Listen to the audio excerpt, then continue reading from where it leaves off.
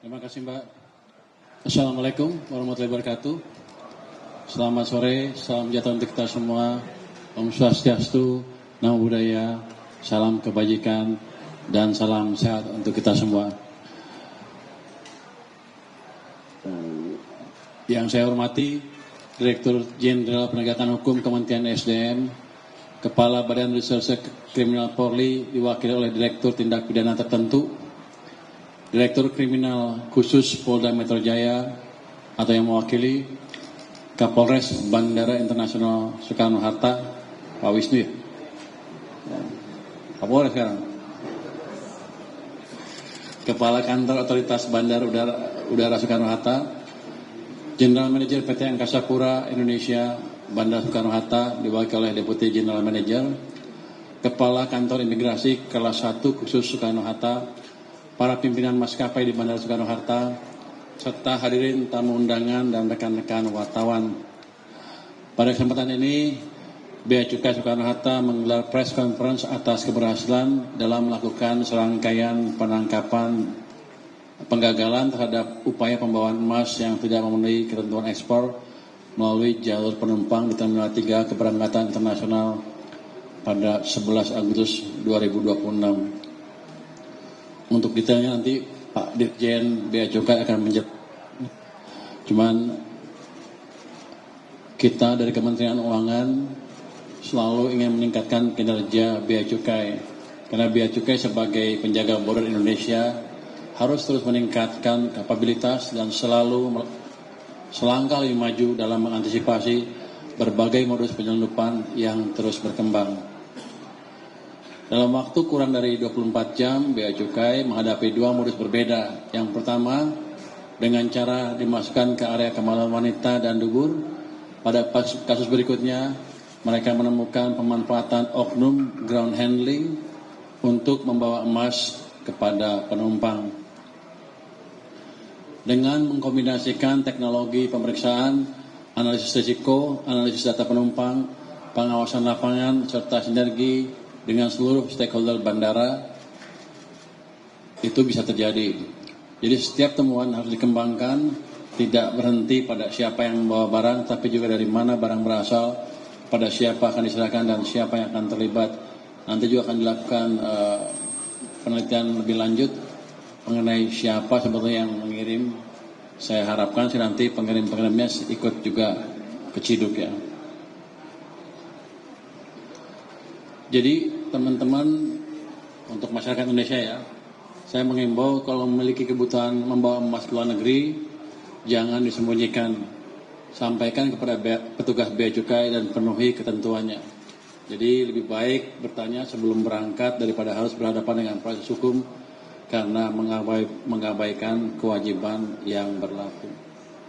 Kalau saya lihat penyelundupan emas makin lama makin meningkat karena ada kebijakan bea ekspor ya untuk emas, bea keluar ekspor, emas ya. Jadi saya harapkan ke depan teman-teman warga negara yang lain coba hindari ikut kegiatan penyelundupan ini, walaupun menarik hukumannya lumayan kalau ketangkep, dan kita akan meningkatkan terus ke depan kewaspadaan Bea Cukai dan aparat di kepolisian. Mungkin untuk lebih detail saya persilakan Pak Dirjen Jaka untuk menjelaskan ke media. Silakan Pak Jaka. Terima kasih Pak Menteri. Atas izin Pak Menteri, saya izin melanjutkan tentang kronologis penindakan terhadap dua peristiwa, yaitu yang pertama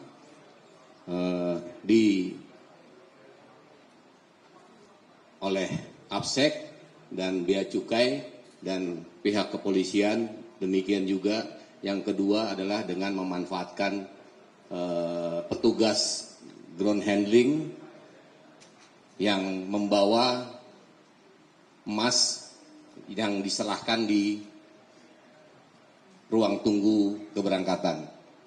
Untuk lebih jelasnya, saya akan sampaikan bahwa penindakan ini bermula dari sinergi Bea Cukai dan APSEK serta kepolisian yang mendeteksi dugaan pembawaan emas oleh warga negara Cina dalam tas bentuk hand carry.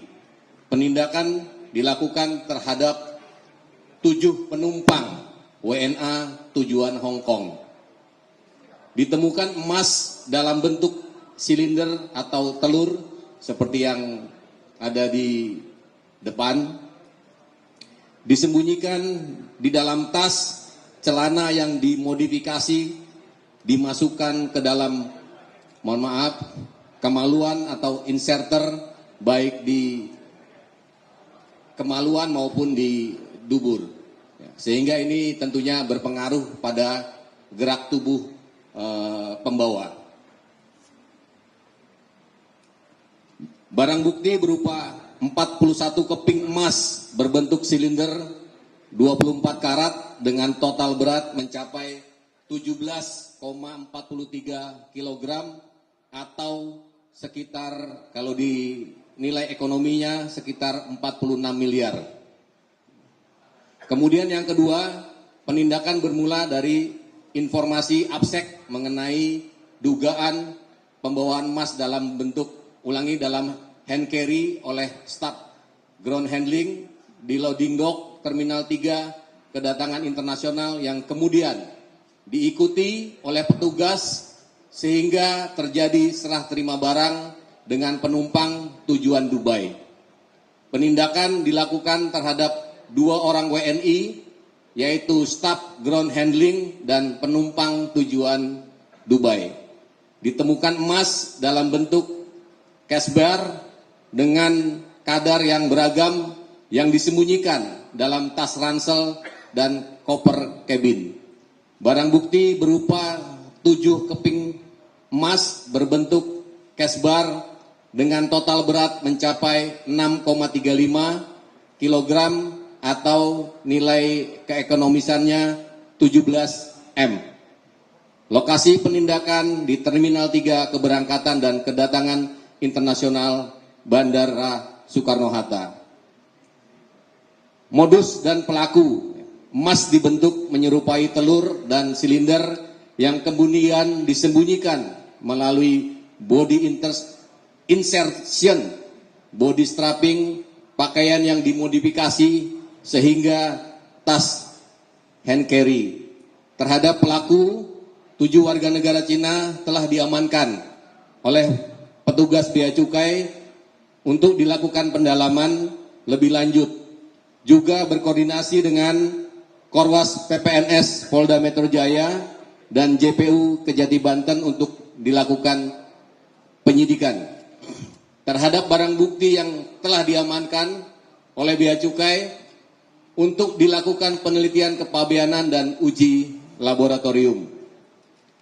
Dapat kami sampaikan bahwa penumpang yang membawa perhiasan emas maupun dalam berbagai bentuk wajib diberitahukan kepada Bea dan Cukai. Seperti tadi apa yang disampaikan oleh Pak Menteri, bahwa membawa emas keluar itu tidak dilarang, ya, tetapi ada aturan-aturan yang harus dipenuhi oleh pembawa. Pemerintah juga resmi memperketat pengawasan ekspor emas melalui kebijakan tata niaga dan fiskal terbaru bahwa ekspor emas akan dikenakan bea keluar. Ini mulai berlaku akhir Desember 2025. Ya, sehingga tahun 2026 ini adalah pertama kalinya dilakukan pemungutan untuk bea keluar emas. Sebagai penutup, ya, intinya bahwa Bea Cukai khususnya di bandara akan terus bekerja sama dengan stakeholder terkait di bandara untuk melindungi masyarakat Indonesia maupun sumber daya alam yang ada untuk tidak disalahgunakan oleh pihak-pihak tertentu. Mari kita bersama-sama menjaga sumber daya alam maupun potensi yang dimiliki oleh negara kita untuk sepenuh-penuhnya dimanfaatkan untuk seluruh masyarakat. Mungkin itu saja Pak Menteri yang bisa kami sampaikan. Ada tambahan yang lain? Ada. Ada yang ditambahkan? Jadi ke depan pengawasan terhadap lalu lintas barang dan penumpang internasional akan terus diperkuat, khususnya terhadap komoditas bernilai tinggi yang memerlukan pemenuhan ketentuan kepabeanan dan peraturan terkait. Terakhir, kami ucapkan terima kasih atas kerjasama yang baik oleh semua pihak sehingga keberhasilan penindakan ini dapat tercapai. Mungkin dari kami itu mau ada tanya jawab. Silakan. Baik, terima kasih kepada Bapak Menkyu dan Bapak Dirjen atas paparan siaran pers yang telah dilakukan. Belum, saya mau tanya jawab. Silakan. Siap. Saya ambil alih. Siapa? Ini biar lo naikkan gaji budak. Silakan, Mbak.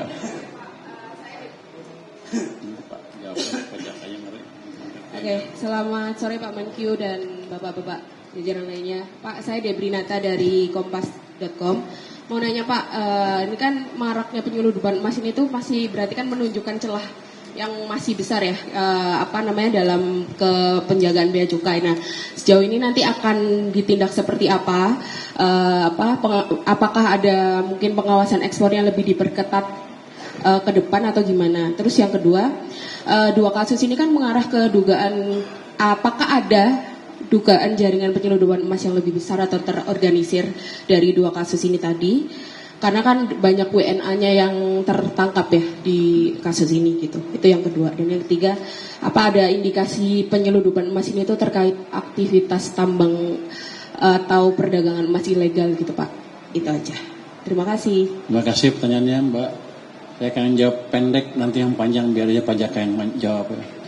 Jadi pada saya begini, kenapa tiba-tiba aktivitas meningkat? Karena kan tahun ini dikenakan bea keluar untuk emas, sehingga mungkin mereka malas bayar, yaitu coba selundup-selundup untuk mengambil keuntungan.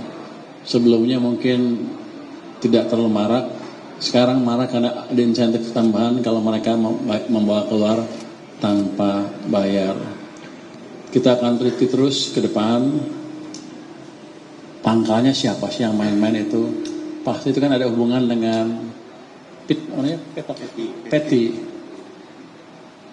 pertambangan ilegal, pertambangan emas tidak tanpa izin. Kita akan investigasi itu terus. Tapi ini indikasi yang jelas bahwa kebijakan kita rupanya cukup mengganggu PT itu sehingga terjadi peningkatan penyelundupan seperti ini. Tapi yang jelas kami akan ketatkan pengawasan di semua titik keluar Indonesia. Mungkin sebagai tambahannya Pak Jaka, silakan. Terima kasih Pak. Jadi pertanyaannya terkait dengan penyelundupan emas, apakah akan ditindak? Yang pasti itu akan terus kita lakukan upaya penindakan.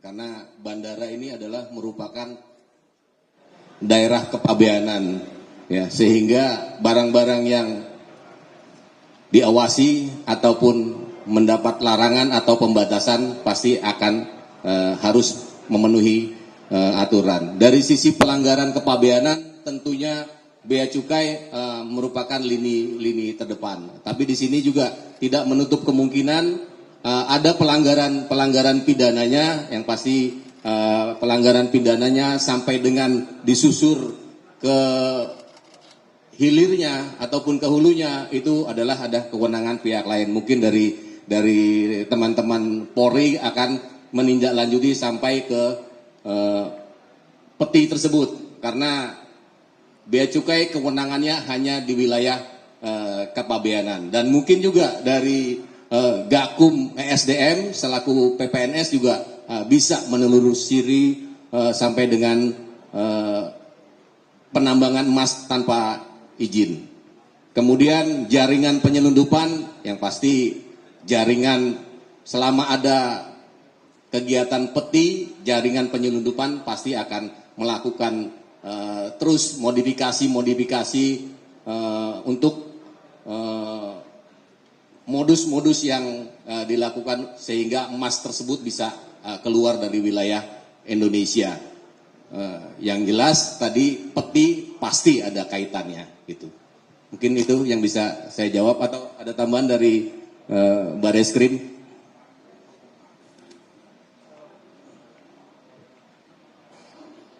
Assalamualaikum warahmatullahi wabarakatuh. Yang terhormat Pak Menteri Keuangan Republik Indonesia dan pejabat utama Kementerian Keuangan, para Bapak perwakilan dari kementerian lembaga yang tidak bisa saya sebut satu persatu, kami tetap hormat kepada Bapak Ibu sekalian. Menanggapi dari pertanyaan rekan dari media bahwa ini adalah wujud komitmen dari pemerintah, dalam hal ini Kementerian Keuangan khususnya Dirjen Bea Cukai bersama kami dari Bareskrim Polri khususnya Direktorat Tipiter untuk melakukan penegakan hukum yang menyelundup ke luar negeri. Tentunya ini tanpa izin. Kenapa mereka melakukan penyelundupan ataupun memperdagangkan ke luar negeri tanpa izin? Ini disebabkan karena ini hasilnya adalah sebagian besar dari peti.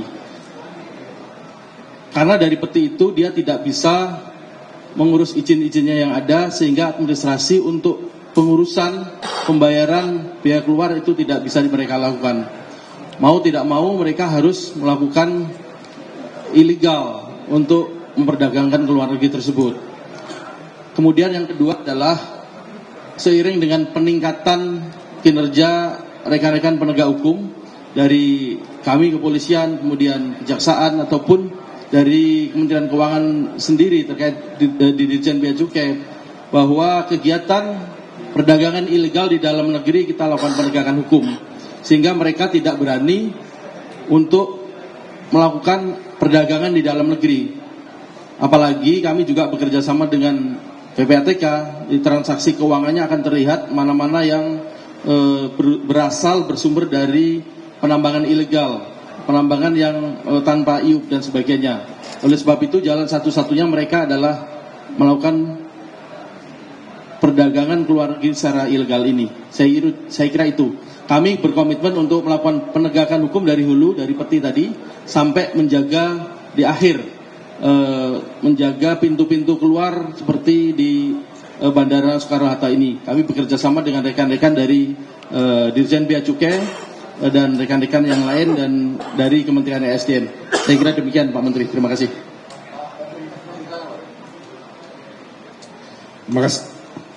Terima kasih Pak Menteri yang kami hormati.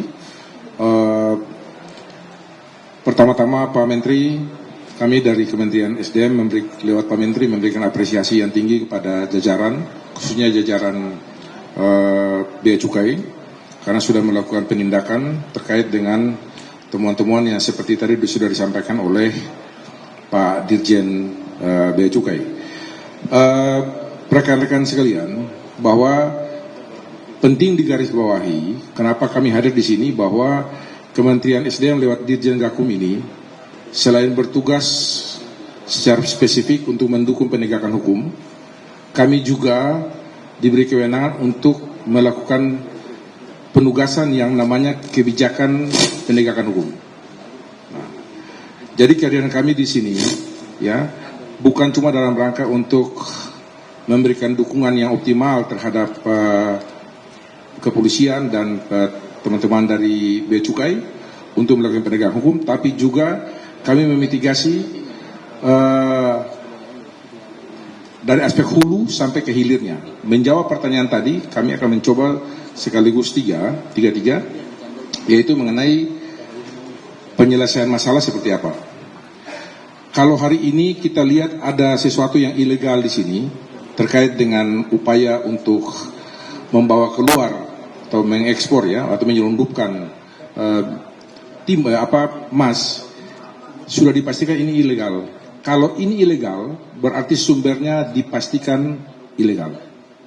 Nah, Kementerian SDM dalam kaitannya dengan pertanggungjawaban sebagai administrator, artinya pengendali perizinan tata kelola sumber daya alam ini, akan mencoba untuk memperdalam ya apa yang menjadi sumber masalah.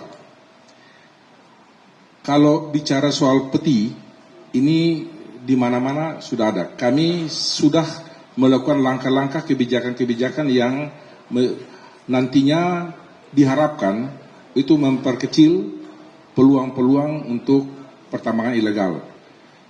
Kami sudah, Pak Menteri sudah membuat kebijakan untuk dilakukan IPR, izin pertambangan rakyat, dan nantinya kita sedang mengembangkan lagi untuk izin-izin yang ada di dalam WIUP. Untuk kepentingan masyarakat. Sampai dengan pendekatan paling akhir, kami juga sedang menyusun suatu kebijakan yang nantinya mungkin bermanfaat dengan pertimbangan kearifan lokal. Teman-teman semua sekalian, yang perlu kami garis bawahi, untuk tidak nanti diinterpretasikan sebagai satu bentuk kekurangan, kami ingin sampaikan bahwa semua yang ada terjadi ilegal ini pasti mengatasnamakan rakyat. Pasti makan rakyat. Jadi nanti kita akan dalam kebijakan penegakan hukum, kita akan membuat suatu mekanisme untuk mengatur mana yang kepentingan rakyat, mana yang mengatasnamakan rakyat. Jadi yang ini kami pastikan, ini semua mengatasnamakan rakyat. Nah, oleh karena itu ke depan, nanti kami akan berkoordinasi terus dengan Bea Cukai, ya, dengan teman-teman di kepolisian, untuk bagaimana caranya kita melakukan penertiban terhadap tata kelola sumber daya alam, tapi sekaligus juga melakukan pembinaan, supaya sumber daya alam ini bisa memberikan manfaat buat masyarakat secara menyeluruh. Terima kasih. Terima kasih Pak Dirjen. Ada lagi pertanyaan? Sini. Oh, kamu udah punya? Oh, silakan. Selamat sore. Perkenalkan, saya Dendi dari Media Kontan. Ada 3 pertanyaan, Pak. Tadi kan Pak Purbaya sama Pak Jaka udah menyinggung ya kalau penerapan biaya keluar pas ini udah diterapin di Desember 2025. Nah, untuk sejauh ini dampaknya ke penerimaan udah berapa persen ya, Pak? Maksudnya setidaknya di semester 1 ini aja gitu, penerimaan dari biaya keluar mas. Terus pertanyaan kedua, Pak, udah ada hitungannya nggak Pak potensi dari kebijakan biaya keluar ini? Karena kan kalau kita lihat kan di tahun ini ada beberapa kebijakan pabeanan cukai yang ditunda ya Pak, seperti cukai MBDK, terus tidak ada kenaikan cukai rokok. Nah, apakah penerapan biaya keluar mas ini bisa menutup kekurangan dari penerimaan kepabeanan dan cukai Pak? Terus pertanyaan yang ketiga, udah ada nggak sanksi yang bakal diterapkan bagi pelaku penyelundupan ini? Terima kasih. Terima kasih. Pertanyaan 3 jawabnya, ya gampang banget jawabnya. Karena biaya keluar itu hampir nggak ada ekspor emas di jalur yang ini. Jadi kalau kita lihat income-nya hampir nol dari situ. Mereka rubah sebagian ngakalnya dengan ekspornya dalam bentuk perhiasan. Tapi nanti juga akan kita perketat. Kadang-kadang perhiasannya asal-asalan. Yang penting mereka ekspor emas. Kenapa tangkap di sini? 1 kilo dibilang kalung, 1 kilo cuma dicap-cap gampang terus mereka bilang itu kalung. Nanti kita akan perketat lagi dengan merubah peraturan Kementerian Keuangan supaya perhiasan pun yang dengan berat tertentu akan kena pajak ekspor juga. Jadi kalau Anda tanya bisa nggak menutupin kekurangan, nggak bisa, hampir nol dari situ. Yang terdaftar ekspornya nol, kira-kira gitu. Terus tindakan nanti akan diperiksa seperti apa, nanti Baraskrim akan periksa ya Pak. Oh mungkin Bapak, silakan Pak. Tindakannya akan diapain orang-orang ini Pak, yang ketangkap ini? Baik, untuk penegakan hukum tentunya rekan-rekan dari Bea Cukai sendiri juga selaku PPNS akan melaksanakan kegiatan penegakan hukum. Kemudian kami juga akan menelusuri sumbernya dari mana emas tersebut. Karena itu sebagian besar dari tempat yang tidak ada izin usaha pertambangannya, mereka tidak bisa mengurus LS namanya. Kemudian tidak bisa mengurus BK dari biaya keluar. Oleh sebab itu terlihat tadi yang disampaikan oleh Bapak Menteri, untuk biaya keluar untuk ekspor ini adalah nol. Demikian Pak Menteri. Terima kasih. Mungkin Pak Jaka ada tambahan, silakan. Sebagai tambahan untuk kasus penyelundupan emas yang di Halim ya, yang kurang lebih 190 kg itu saat ini sudah berproses ya, sudah ditetapkan tersangkanya ya, dan dalam proses menunggu sampai dengan P21-nya. Yang pasti terus berlanjut karena untuk penindakan hukum tidak serta-merta hari ini ditangkap, besok langsung dihukum. Demikian. Terima kasih. Ada lagi satu di sini. Ini. Izin Pak Menteri, saya Maya dari IDN Times. Ada beberapa pertanyaan Pak. Kalau para pelaku ini memang kurir ataukah pemilik dari emas-emas ini yang akan diselundupkan? Lalu yang kedua, pengakuannya sendiri nantinya emasnya akan diapakan Pak? Karena kan tidak mungkin dijual segitu ya Pak. Apakah nanti akan dilebur atau lalu dijual berbentuk perhiasan? Lalu negara tujuannya kan yang beberapa kali ke Tiongkok ya Pak? Nah itu memang top tiernya di Tiongkok ataukah ada negara lain juga yang jadi tujuan penyelundupan emas ini? Itu aja, terima kasih Pak. Silakan Pak Jaka. Mungkin dari Kepala KPU Bandara bisa menjelaskan. Terima kasih Pak Menteri, Pak Dirjen. Jadi untuk para pelaku ini yang kita tangkap, mereka adalah statusnya kurir. Karena mereka masuk ke dalam jaringan, kemudian ada yang memerintahkan, ada yang mengatur pertemuannya, membawanya sampai dengan luar negeri. Untuk saat ini memang tujuannya ada dua, pertama ke Hong Kong, yang satu lagi ke Dubai. Dubai juga menjadi titik poin untuk peredaran emas, mungkin dia akan masuk ke India atau ke negara-negara lain. Kalau penggunaan untuk apa? Sementara kemungkinan besar akan dijadikan perhiasan, akan dilebur lagi di sana. Kemungkinan besar akan seperti itu, karena itu dilakukan di negara tujuannya. Seperti itu mungkin tambahannya. Terima kasih. Terima kasih Pak Hengki. Silakan saya kembalikan ke MC. Baik, terima kasih Bapak Menteri Keuangan, Bapak Dirjen dan juga seluruh narasumber atas jawaban yang telah disampaikan. Hadirin yang kami hormati, demikian konferensi pers penggagalan penyelundupan ekspor emas di wilayah Bandara Internasional Soekarno-Hatta, Sinergi Bea Cukai Soekarno-Hatta, Polri, dan Aviation Security yang telah dilaksanakan pada hari ini. Setelah ini akan ada sesi foto bersama seluruh pimpinan bersama barang bukti. Mohon izin Bapak Purbaya Yudi Sadewa dan juga Bapak Jaka Budi Utama beserta tamu undangan, kami persilakan untuk dapat menuju meja barang bukti. Kepada rekan media kami persilakan untuk dapat bersiap mengambil dokumentasi.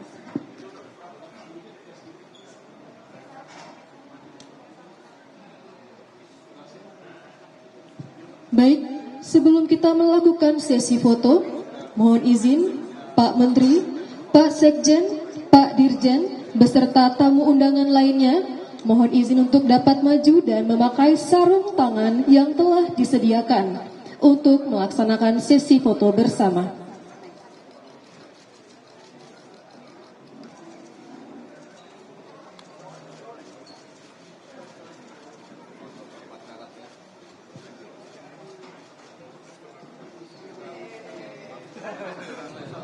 Sesi foto akan dilakukan dengan mengangkat barang bukti. Kami persilakan Bapak untuk dapat mengambil barang bukti.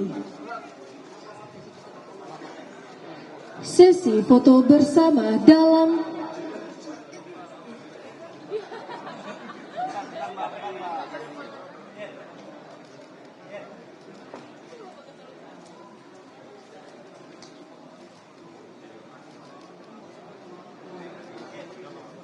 silakan untuk bapak-bapak yang lain untuk dapat mengambil barang bukti yang ada di depan.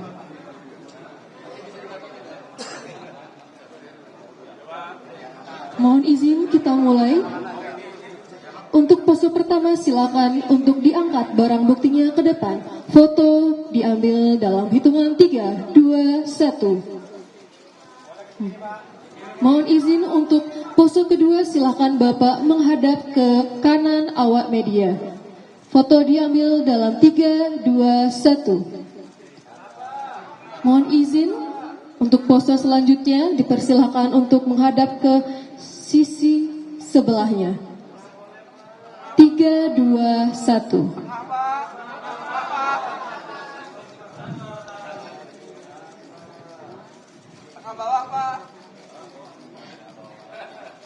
Dengan berakhirnya sesi foto bersama, maka berakhir pula acara press conference kita pada hari ini.